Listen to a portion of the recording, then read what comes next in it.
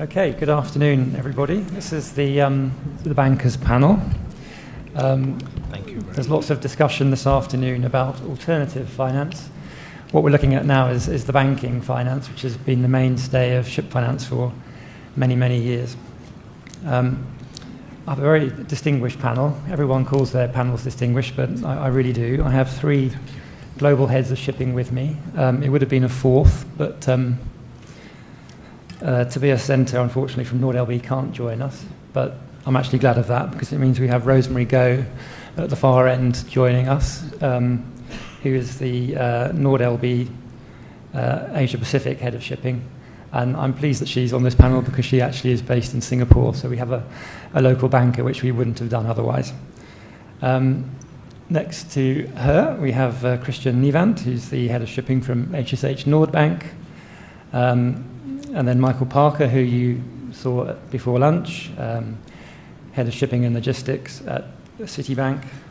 I think, Michael, I once saw you speaking in York, who you explained that Citibank basically invented ship finance, so we look forward to hearing your views. And then finally next to me I have Joep Gorgels, who's the head of shipping at ABN AMRO. If you've looked at the conference programme, it's actually, helpfully for me, listed out most of the questions that we need to address. So the first area that we're going to look at is how the major shipping banks deal with new regulatory and market challenges. So and we've heard a lot already today about regulatory issues, environmental issues, but I think it would be helpful to hear from the people on my left what they see as the challenges they face as bankers in this market. So I think if we go ladies first, Rosemary, could we start with you and ask you to comment on that, please? Hi, good afternoon, everyone. Well, on what John just mentioned about new regulatory and market challenges, I think the depressed shipping market in the last 10 years has really taken its toll, not just on ship owners, but shipping bankers as well. Of course, this with the introduction of higher capital hurdles and with a stricter definition of regulatory non-performing loans. This means that basically banks need to put more capital when they are doing business. And the challenges that we face is no different from any European banks. Of course, we are adequately capitalized, but of course we are also cautious about ensuring to future-proof our business model. We are all constantly looking into increasing our capital ratio.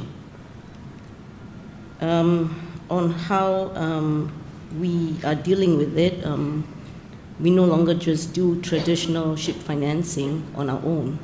So we seek partnerships with Chinese leasing houses, doing Chinese leasing structures, also getting ourselves more involved with Sino-Shore transactions where it gives you RWA relief.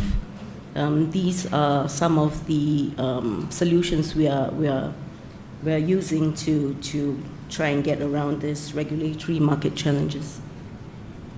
Thank you.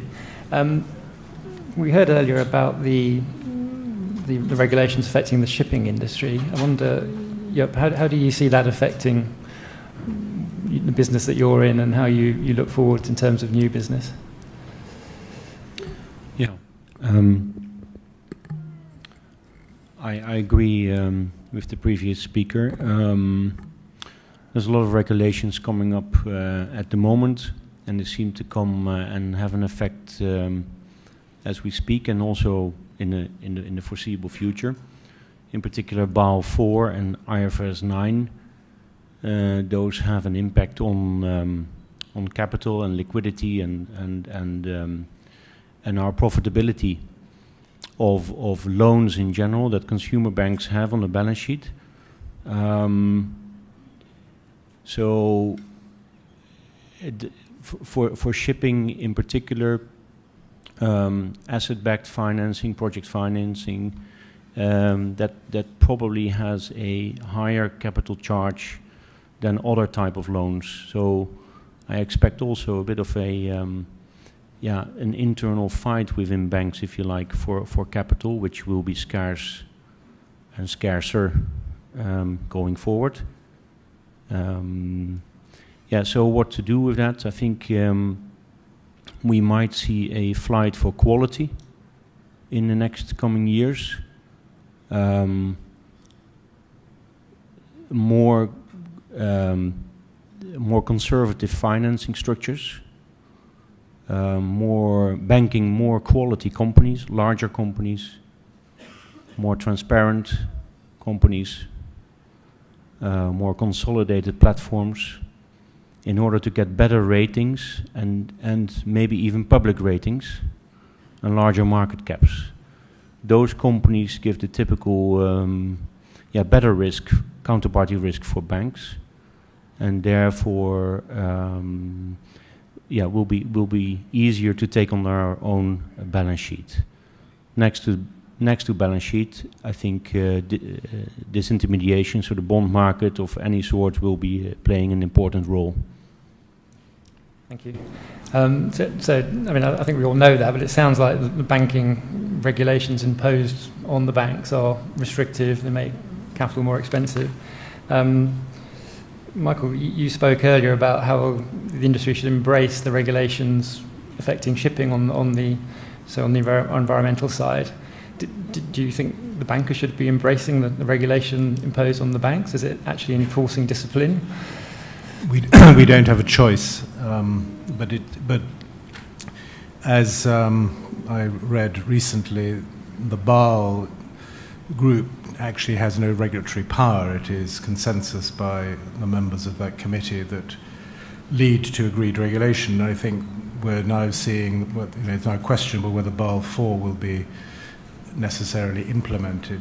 The aim of it was to remove competitive risk-weighted asset measurement in order to try and find a common playing field. True Basel IV as designed would make shipping finance almost impossible at any reasonable price. So, the next panel on alternative lenders would be the only people lending to the industry, plus possibly the high-yield bond market. So I think that what we're beginning to see is not, and here the US and Europe is slightly different, and I'll let my European colleagues talk about Europe, where shipping is still a dirty word as far as the bank regulators are concerned. And that will take, I think, a few more years to happen. In the US, shipping is not a dirty word. It's just, why is Citi more or less the only bank in shipping? That's the question we get, because there aren't very many American banks doing shipping. But we've begun to see, since the change in some of the regulators in the US, it's not so much pushing back on the rules, it's how they're interpreted, and therefore some easing up on the methodology and the bureaucracy of the stress testing of American banks. That's what is being expected to come. So it's not that so much regulations will change, it's how they're implemented. And of course, as Joep said, for all banks who may have too much capital, in one sense, the US banks have far too much capital at the moment, which is why they're discussing how much they hand back through share buybacks and other means, dividends. It's not the case in Europe. There's clearly a difference there. But despite that, shipping, for all of us, we have to fight for capital in our institutions, and that requires returns on capital, and the shipping industry has not been good at giving those returns, especially if you include the losses that have been incurred. So I don't think we have a choice but to accept the regulation we have to live with. We don't have a choice, but I think what may be helpful by some easing up of the regulation, a return to profitability in the industry, and therefore helping the industry lose its bad reputation, is that will ease some of the pressure on banks. But there is still, I think we'll see when Marine Money publish their end of 17 portfolios, for those of us who give those numbers, we'll see a further decline in the shipping exposure of banks. And I think that's still going on, and it's not being compensated for by the Chinese leasing companies. I think that probably leads us quite neatly into the next section, which was, is the bank finance market in shipping shrinking or growing? I think we probably all know the answer to that, but perhaps, Christian, you'd like to comment on that? Yes. First of all, I'm very much in favor of the traditional bank financing for various reasons. I think that the overall supply of ship financing is growing. I mean, after years that we saw the growth of the export credit agencies around the world, in particular in Asia, we are currently seeing a tremendous growth of the Chinese leasing model to grow. It's immense. As Michael correctly said, the traditional sources from coming from the ship finance banks has shrunk to some extent. However, we see on the other side some newcomers. We have seen some newcomers in Norway. We have seen some restarters, like in Greece, where we see the traditional Greek banks that they have started doing ship financing again. So all in all, when it comes to the question, is sufficient ship financing available, I would say yes. For the European banks and for the projects that are around, there's a lot of competition, starting with the big corporates, but even when it comes to the smaller companies, let's say a company with 10 ships or 5 ships, what counts nowadays is quality, not quantity, not size. So when we get approached by a ship owner with 5 ships to finance 2 of the 5 ships, it works if the leverage is okay, if the track is okay of the company, and if the company has a good track record or has had a good track record over the years. So I would not share the view that the ship financing is shrinking. The gap that it has, let's say, is there nowadays, but it's more than filled by the Chinese leasing companies and the Japanese leasing companies. Yeah, thank you. That's interesting. The impression I get is that for the right deals, there's lots of banks with capital chasing those deals. So how do you compete to be the bank that's going to make that loan, win that deal? Maybe I could ask Joep, how do you sell yourselves to the banks? We as lawyers are always trying to sell ourselves to you, and you sell yourself to me. Not that I'm going to borrow any money off you, but I tend to disagree a little bit, because I think the total value of the book that needs to be refinanced is much lower than before. The number of ships that are being built is much lower, and the leverage is much lower. So it looks like there is enough capacity in the market, but I tend to disagree with that. I think you're right. There's some banks coming back, and there are some newcomers, but that is all very small money. Banks are at the moment replenishing their portfolios only. So, yeah, how would I sell myself? That's pretty easy in my case, because we are there for a long period, and we will remain there for a long period. So if you want to have a reliable bank that can deliver all products, then you come to us. And we can arrange large facilities or small facilities, and we'll find the right banks to join that party. You mentioned other banks joining the party. I think my recent experience of deals is I've seen a lot more bilateral transactions than maybe some club deals.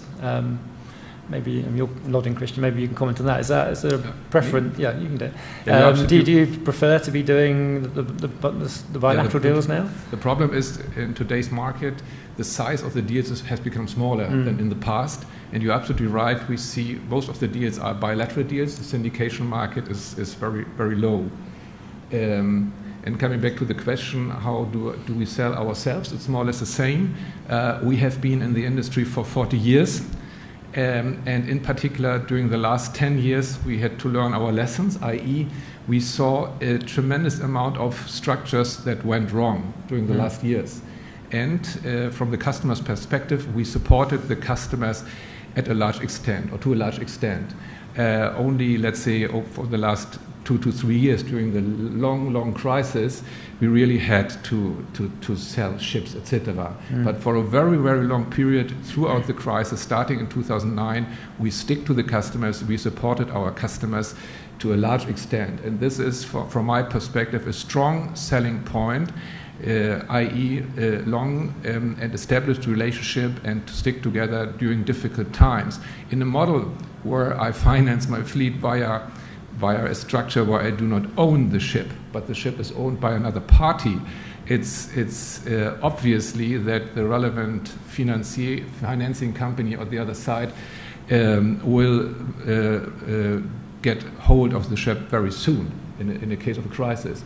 In our case, most of the ships, we left the ships with the current owners, and this is a selling point, the long-term established relationship. Well, that's certainly been my experience dealing with particularly some of the private equity type investors, that as soon as a decision has to be made or a consent given, then the relationship doesn't seem to be there with them in the same way as with a traditional bank lender. Yeah. But do you find that you're able to make the same decisions as you're not an RM, but it seems to me that quite often decisions are pushed further up the bank organisation now, that you have maybe less flexibility. You mean the flexibility has reduced? Less flexibility within the bank to... That's a good question. To manage the relationship it's a the good way question that you want because after 10 years of crisis and a tremendous amount of experience, basically it's now time to enter into deals with a much lower risk profile because we won't finance 80% loan to value again. We won't finance at the peak of the market. We won't finance equity in advance. Won't do equity in advance financing. So we have, as I said, we have learned a lot of lessons, and I do not expect the same experience to happen in the future based on the new quality of the new portfolio. And this is also what regulators want. They want to see an industry where much more equity is coming in, and less leverage, and also less spot. So less of market risk, but more chartered and contracted cash flows. And the other thing I think I want to make is, sustainability and the energy transition is high on our agenda in ABN AMRO Bank.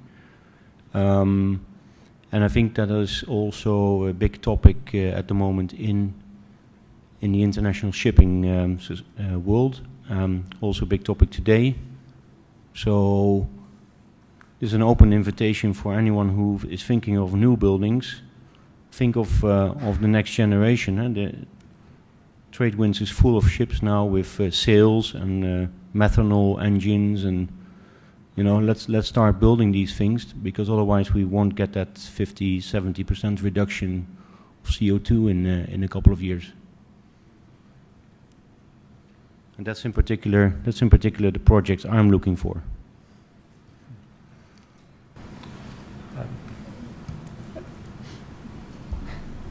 I think my next question is, how do you guys make money in this market? Is it just lending, or do you have to do something more than that to get the returns you want? Perhaps Rosemary, you could talk about that. Well, I must say we've all learned from our lessons, and from what Christian was just talking, I was just wondering whether we were sharing notes, because the bank went through the similar situation, and we definitely take notes of the mistakes we've made in the past.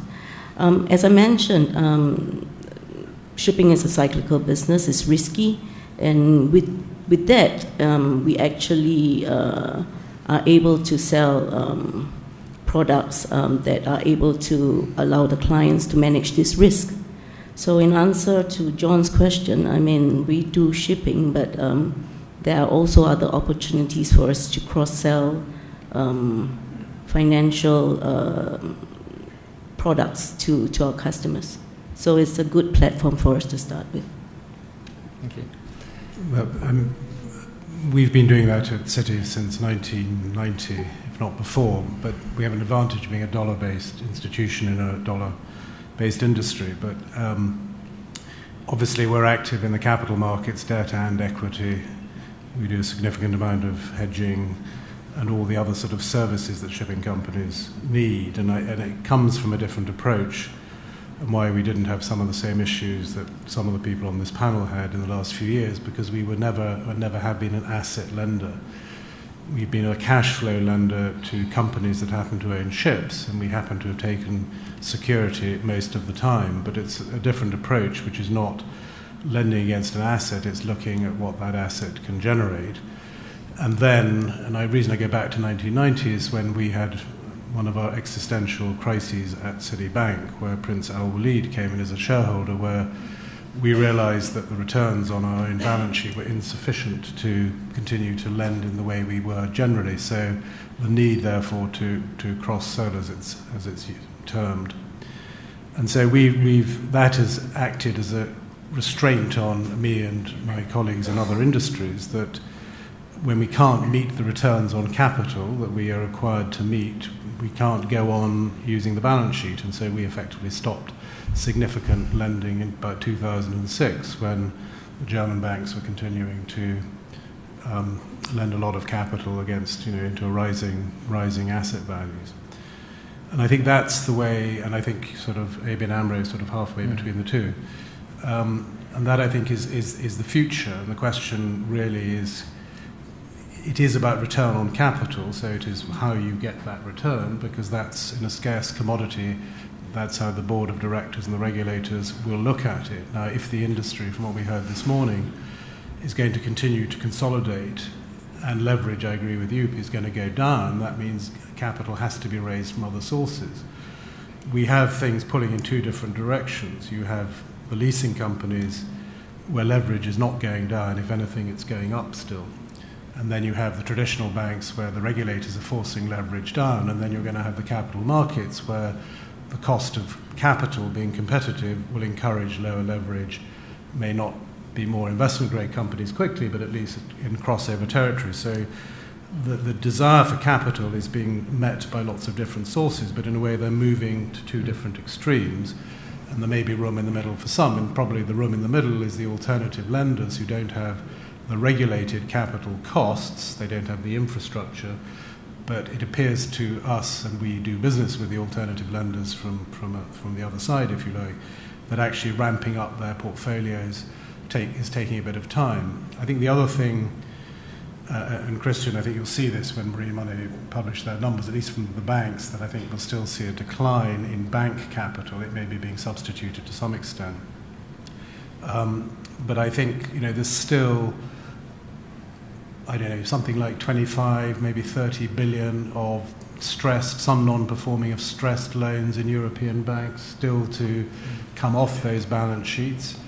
You've got, at the top end of that, which is not distressed, DNB's 10 billion or whatever they've put in a separate category, if you like, to run off. You've got other banks still selling more or less distressed loans if they're not being very public about it. So that churn has still got to happen, and it may be some of those alternative lenders, many of whom have hedge funds as their principal sponsors, will take chunks of that to build their portfolio. The one thing I would say, I think, is the alternative lenders, who I thought would be a 2 to 3 year sort of fad, I think they will have a longer life, maybe of sort of 10 years or so plus, maybe, assuming, of course, that the banks remain under regulatory pressure. Yeah, thank you. Okay, thank you. We've only just got over 10 minutes left, so I think there was a section on the availability of new capital, but I think we've had a session just now on leasing, and there's a session coming up on alternative capital and private equity, so I think we can leave that to that session to look at. So the last section really is dealing with, which I think a lot of the ship owners in the room want to hear about, is who can qualify for bank finance and at what cost and term. So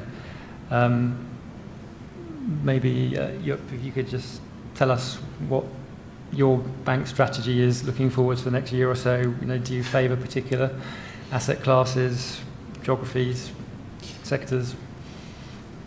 No, we are agnostic about these things. management needs to be of good quality, a well-run platform, well capitalized, preferably some chartered or contracted cash flows, as I said, low leverage. Doesn't really matter where in the world or in what asset class. I do agree also with cross service, as you call it, Michael. That is very important for banks, because when we talk about return on equity or return on capital, it's very important that we as consumer banks deliver more products to that same customer. Shipping finance portfolios are not that easy to sell or insure, or so there's very little to do with it once you have it on your balance sheet, realistically. So I think banks in general, and also ABN AMRO, will be quite selective going forward in that matter.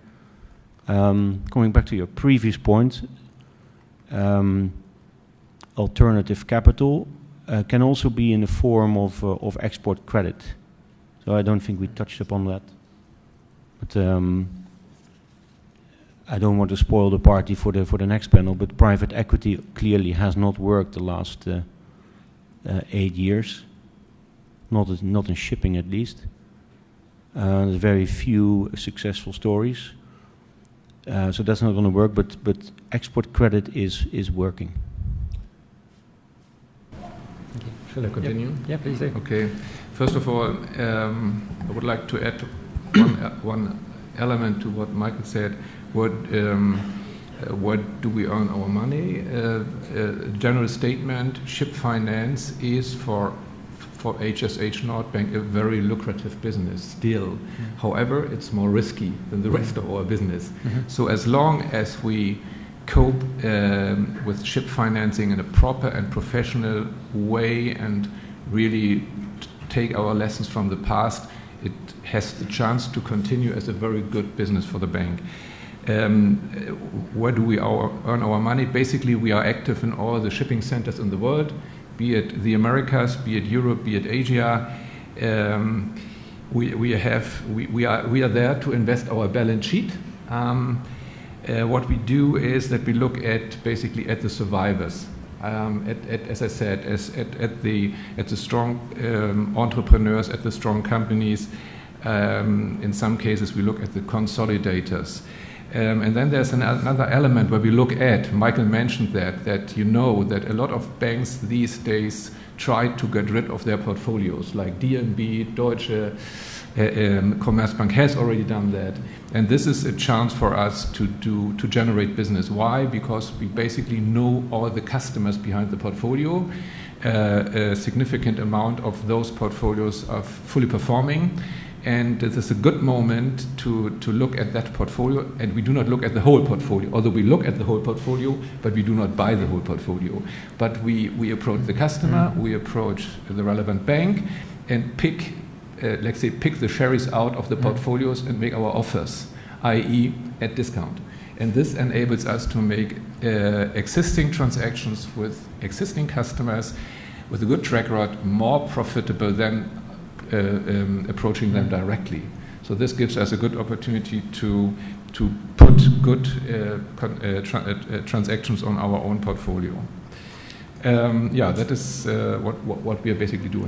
That's quite interesting, because I know when Lloyds were selling their portfolio some years ago, they said no cherry picking. Yeah, okay. So sometimes it's interesting that you can get away with that. Sometimes they say no, and then they might say yes at a point in time. It depends. Yeah. And don't forget that currently, correct me if I'm wrong, Michael, because you have been in the industry longer than I am. I have never seen that many quality portfolios in the market today, from all the banks. I think that's probably true. But, as you say, it's the price, because ultimately it's about the return. So it's a question of whether an acquirer can buy it at the price that the regulator and their board of directors finds attractive to the seller. So that's the difficulty. Whereas I think earlier in the process, what's key here, and it's about a decision to exit the industry. If you find a seller who is exiting, it's easier to find the right price because they've made the emotional decision. People just reducing have a slightly different psychological position. But it's good to hear you're a buyer now. For good transactions at a good discount. Everything at a price. We're running out of time now. Rosemary, at the end there, you're in the region, as I said at the outset. Perhaps you could tell us what you're looking at in the coming years and whether you have a focus. What's your strategy?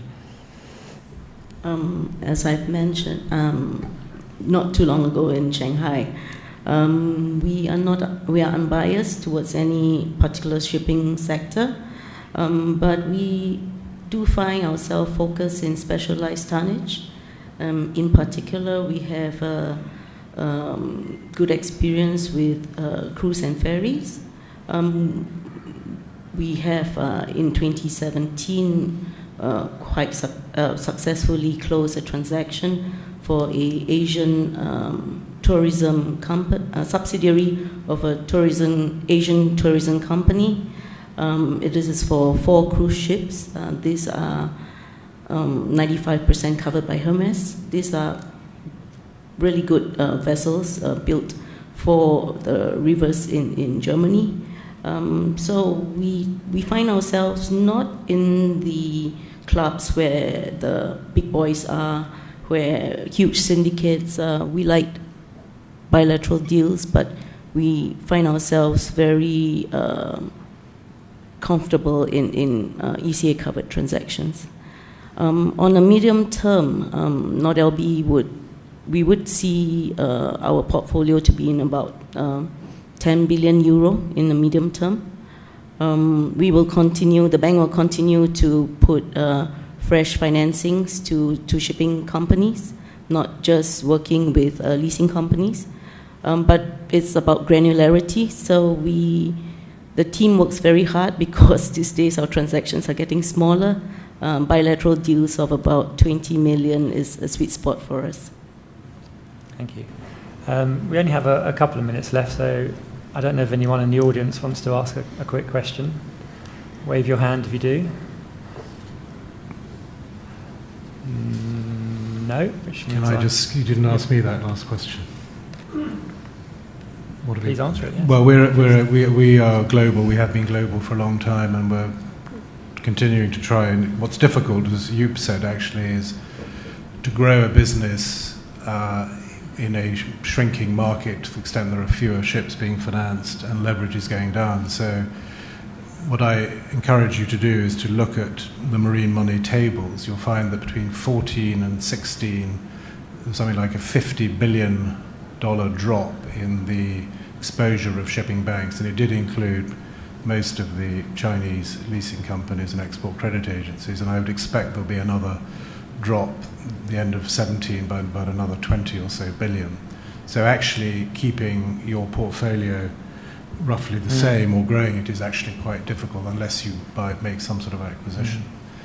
But I think the Citi has always had a sort of very targeted approach, but one of the things that I think is changing is with the technology changes and the regulatory changes in shipping, I think we will see, as well as consolidation obviously, we'll see new companies potentially emerging, and so the concept of just lending against a ship, will begin to change when that ship is just part of something else. And so we've thought of shipping as small ship owners or small owners with small fleets getting bigger or acquiring or whatever it is, but actually it may be that there are business changes that mean that the business changes in the way in which we look to lend and provide capital. And so I think we all have to keep our eye out for that too.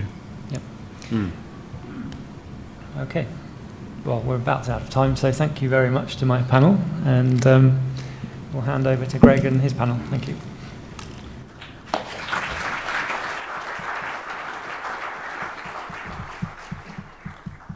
Thank you to John, and thank you to the panelists for another great panel. Thank you very, very much.